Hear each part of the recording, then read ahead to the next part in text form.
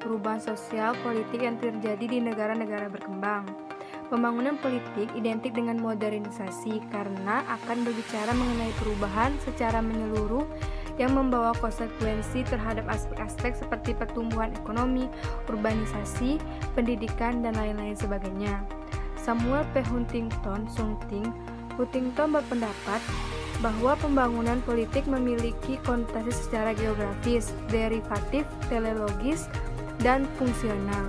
Secara geografis, pembangunan politik terjadi pada negara-negara berkembang yang menggunakan konsep dan metode maju, misalnya seperti konsep mengenai komunikasi politik, sosialisasi politik, dan sebagainya. Secara teleologis, pembangunan politik memiliki arti sebagai proses perubahan menuju pada suatu atau beberapa tujuan dari sistem politik seperti stabilitas politik, integrasi politik, dan demokrasi. Sedangkan karakteristik pembangunan politik identik dengan modernisasi sehingga dapat diartikan sebagai modernisasi politik. Selanjutnya, Lucien Webke memberikan 10 aspek tentang pembangunan politik untuk menguraikan terminologi dan dari pembangunan politik itu sendiri, yaitu 1. Pembangunan politik sebagai prasyarat politik untuk pembangunan ekonomi. Kedua, pembangunan politik sebagai ciri khas kehidupan masyarakat industri. Yang ketiga, pembangunan politik sebagai modernisasi politik. Yang keempat, pembangunan politik sebagai operasi negara-negara bangsa. Yang kelima, pembangunan politik sebagai pembangunan administrasi dan hukum.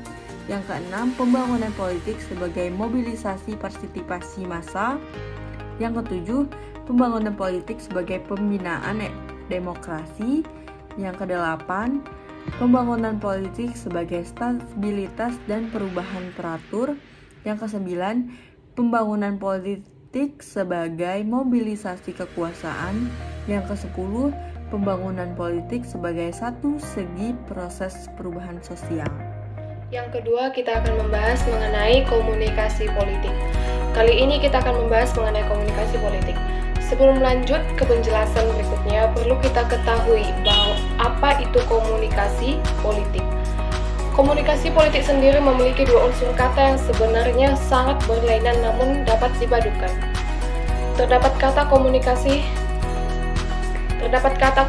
Komunikasi sendiri memiliki definisi sebagai sesuatu yang dilakukan oleh manusia atau individu dalam kehidupannya untuk memberikan pesan berupa informasi kepada individu yang lainnya. Sedangkan politik memiliki arti secara etimologis berasal dari kata polis. Polis menunjukkan negara kota pada zaman kuno. Namun seiring berjalannya waktu, kata politik memiliki definisi suatu usaha yang ditempuh oleh warga negara untuk berdiskusi dan mewujudkan tujuan bersama. Ada komunikasi politik menurut 3 ahli.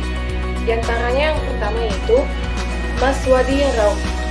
Dia adalah seorang ahli politik yang berpendapat bahwa komunikasi politik merupakan bagian objek dari kajian ilmu politik. Karena pesan-pesan yang diungkapkan dalam proses komunikasi bercirikan politik yaitu berkaitan dengan kekuasaan politik negara, pemerintahan, dan juga aktivitas komunikator dalam kedudukan sebagai pelaku kegiatan politik. Yang kedua yaitu Mueller. Komunikasi politik didefinisikan sebagai hasil yang bersifat politik apabila menekankan pada hasil. Sedangkan definisi komunikasi politik jika menekankan pada fungsi, komunikasi politik dalam sistem politik adalah komunikasi yang terjadi dalam suatu sistem politik dan antara sistem tersebut dengan lingkungannya. Yang ketiga, menurut Almond dan Powell, mereka mengatakan bahwa komunikasi politik sebagai fungsi politik bersama-sama fungsi artikulasi, agregasi, sosialisasi, dan rekrutmen yang terdapat di dalam suatu sistem politik, dan komunikasi politik merupakan prasyarat atau prerequisite bagi berfungsinya fungsi-fungsi politik yang lainnya. Nah, dapat ditarik kesimpulan bahwa komunikasi politik merupakan bagian dari objek kajian ilmu politik yang disebabkan karena adanya interaksi yang bersifat politik dan memiliki fungsi agregasi, artikulasi, sosialisasi, dan juga rekrutmen. Nah, kemudian kita akan masuk ke dalam jenis-jenis komunikasi politik. Dalam komunikasi politik, terbagi beberapa jenis komunikasi politik, yaitu komunikasi politik digital. Keberadaan perkembangan komunikasi di era digital atau media sosial mempengaruhi keefektifan komunikasi politik, terutama terjadi pada komunikasi politik digital, seperti apa yang pernah terjadi di Indonesia, bahwa masyarakat negara Republik Indonesia kini dapat mengirim pesan dan kritik langsung kepada tokoh politik melalui media sosial.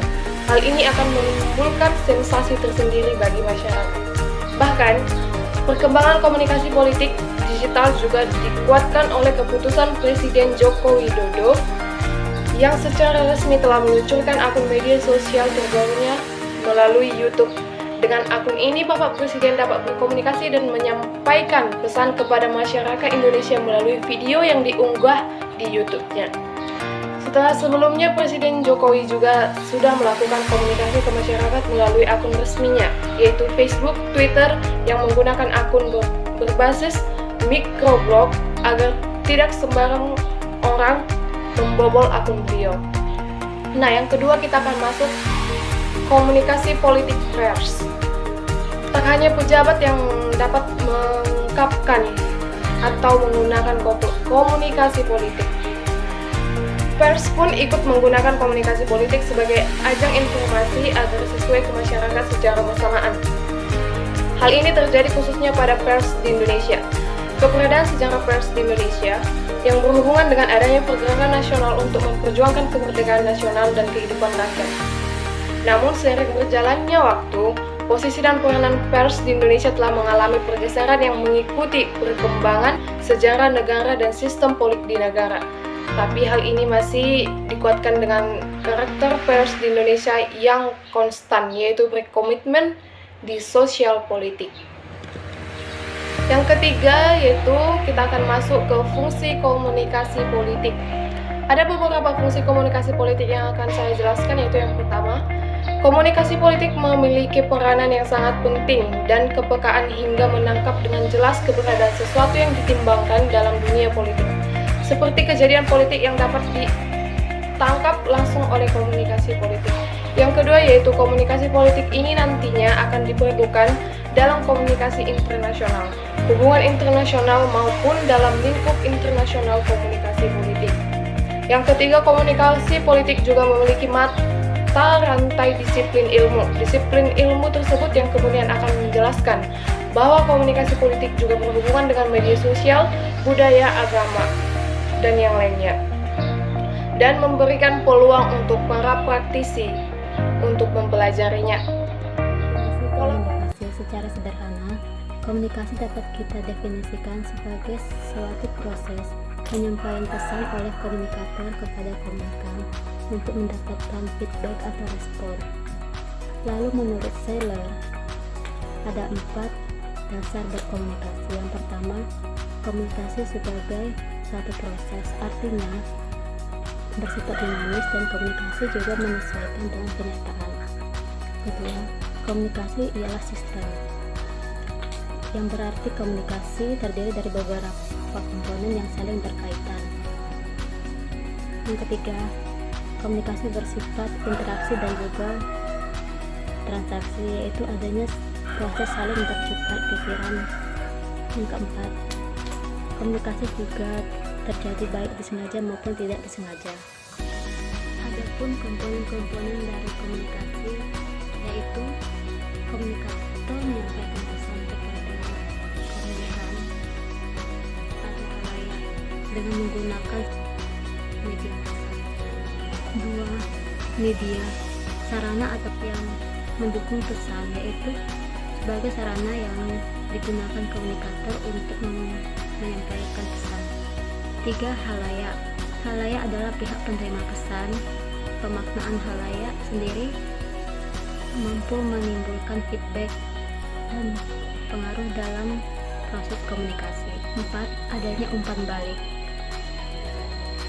yaitu tindakan yang muncul setelah komunikasi. Jadi sangat diperlukan untuk mengetahui berhasil atau tidaknya suatu komunikasi. Definisi komunikasi politik. Komunikasi politik adalah suatu komunikasi yang diarahkan kepada pencapaian suatu pengaruh, sehingga masalah yang dibahas oleh kegiatan komunikasi dapat mengikat semua warganya dengan sanksi yang ditentukan oleh lembaga politik. Gabriel Almond juga berpendapat bahwa komunikasi politik ialah suatu fungsi yang selalu ada dalam sistem tatanan politik. Lalu definisi komunikasi politik yang bersifat linear menurut Laswell. 1. Transmisi informasi secara luas mencakup verbal, inverbal maupun perilaku dalam mengejar kekuasaan. 2. Transfer informasi ataupun mengenai perlombaan atas sumber daya. 3. Produksi, transmisi dan juga efek informasi mengenai politik, pendapat politik dan juga kebijakan politik.